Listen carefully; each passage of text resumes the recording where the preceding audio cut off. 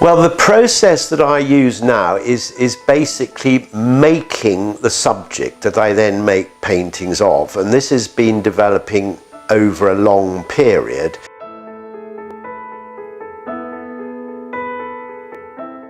It began basically because my bread and butter was portrait painting, and the portraits had to be done, family growing up and so on, and I believe very, very much the importance of continuity in work. If you stop working even for a week, it takes maybe 2 weeks to find out where you left off. So the idea, in a sense, and it developed, was if I made the subject that I was going to paint, I could do the portrait, and when the portrait was finished, I'd come back and there was my work already waiting for me. So it was a continuous point from when I had to leave my own work, do the portrait commission, and then I could carry on.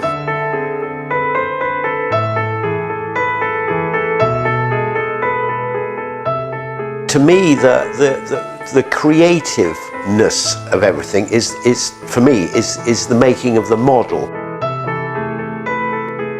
In a strange way, the painting is sort of finished before you start the painting, because the painting of it is, you know, technically it's very, very challenging, because a lot of my interest is to do with the effect of light and tone, and that takes a long time to get the feeling of something that glows, for example. This is where it takes a long time to get the painting right, because for example, here you think that that's one tone, but in fact it's that's quite a lot darker there than it is there. So it's the time taken to get the gradual balance right of the tone and the colour. Tone and colour are, to me, equally important. The three-dimensional quality is very, very much to do with the shadow here. I do feel I could almost put my hand behind it. It involves you by being sort of almost tactile. You get involved in the thing, you get drawn into it. It's a technique that I don't think anybody else has, in my knowledge, anybody else has used, no. It's developed, it's a very personal way it's developed. I believe very, very strongly that there has to be some sort of balance between control and freedom. If you have too much control, you don't have, you're free. If you have too much freedom, it means that you just, in a funny sort of way, it restricts you, because you can go in any sort of direction and you don't know which direction you're going to.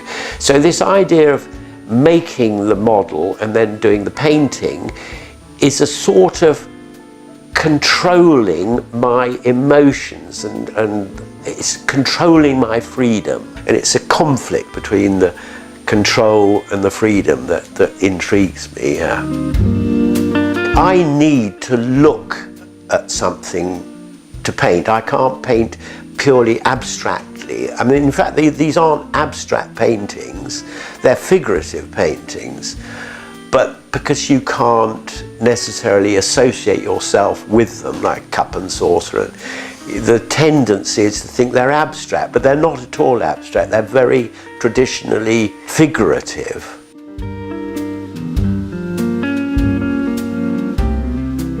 If we want to take that painting as an example, the way I did that was I saw a photograph of the people celebrating the end of the Second World War, and they were dancing and there was a happiness and so on.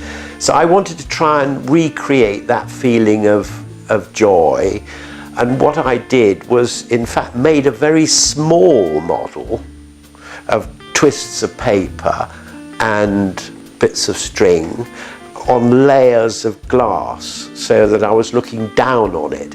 And in fact, that one, and it's a very new technique that I'm developing, is that I then photographed it looking down and then put it on the computer screen, because I got a big screen, and then I was able to paint the image from the screen. Why do you then opt to do it in 2D? Why didn't you opt to be a 3D, a sculpture? A sculpture.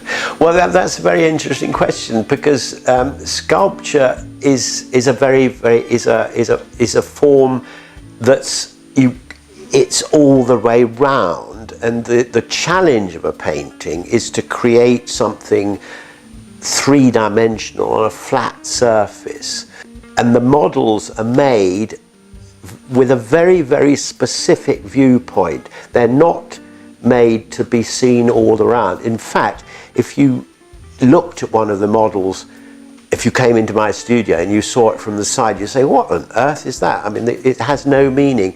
And there's a sort of symbolism about that very particular viewpoint. That very particular viewpoint is me. That's absolutely me.